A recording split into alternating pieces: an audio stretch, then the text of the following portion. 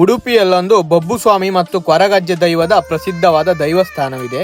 ಅದೇ ಭಗವಾನ್ ಶ್ರೀ ಬೊಬ್ಬುಸ್ವಾಮಿ ದೈವಸ್ಥಾನ ಮತ್ತು ಶ್ರೀ ಸ್ವಾಮಿ ಕೊರಗಜ್ಜನ ಸನ್ನಿಧಿ ಕಟ್ಪಾಡಿ. ಅಜ್ಜನಿಗೆ ಪ್ರಿಯವಾದ ಚಕ್ಕುಲಿ, ಬೀಡ ಮತ್ತು ಸಾರಾಯಿಯನ್ನು ತೆಗೆದುಕೊಂಡು ದೇವಸ್ಥಾನದ ಒಳಗೆ ಬಂದ್ರೆ ನಮಗೆ ಬೊಬ್ಬುಸ್ವಾಮಿ ಸಾಕಿದ 3 ನಾಯಿಗಳ ದರ್ಶನವಾಗ್ತದೆ. ಇಲ್ಲಿ ಕಪ್ಪು ಬಣ್ಣದ ಕಾಲು, ಬಿಳಿ ಬಣ್ಣದ ಬುಲ್ಲು ಮತ್ತು ಪುಡಿ ಬಣ್ಣದ ತೌಳು ಎಂಬ ನಾಯಿಗಳಿದ್ದು ಅದನ್ನು ನೋಡಿ ಒಳ ಬಂದರೆ ನಮಗೆ ಕೊರಗಜ್ಜೆ ದೈವದ ದರ್ಶನವಾಗ್ತದೆ. ಇಲ್ಲಿ ಕೊರಗಜ್ಜನಿಗೆ ಅತ್ಯಂತ ಪ್ರಿಯವಾದ ಶೇಂದಿಯನ್ನ ಭಕ್ತರು ಅರ್ಪಿಸಿದ್ದರು.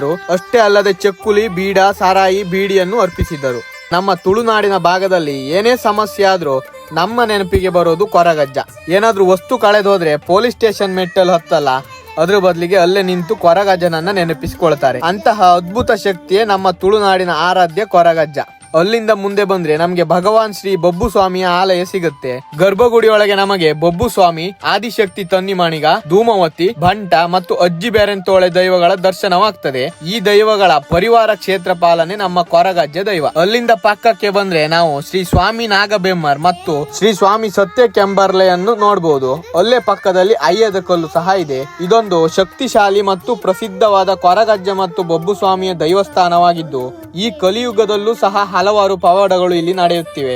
ಈ ಕ್ಷೇತ್ರಗಳಲ್ಲಿ ತಿಂಗಳಿನ 3 ಭಾನುವಾರ ಕೊರಗಜ್ಜೆ ದೈವದ ದರ್ಶನವಿರುತ್ತೆ. ಕೊರಗಜ್ಜನ ಸನ್ನಿಧಿಯಲ್ಲಿ ಶೇಂದಿ, ಬೀಡ, ಬೀಡಿ, ಚಕ್ಕುಲಿಗಳೇ ಪ್ರಸಾದ. ಪ್ರತಿದಿನ 7 ಗಂಟೆಯ ಮೇಲೆ ಬರುವ ಭಕ್ತರಿಗೆಲ್ಲ ಇದನ್ನೇ ನೀಡಲಾಗ್ತದೆ.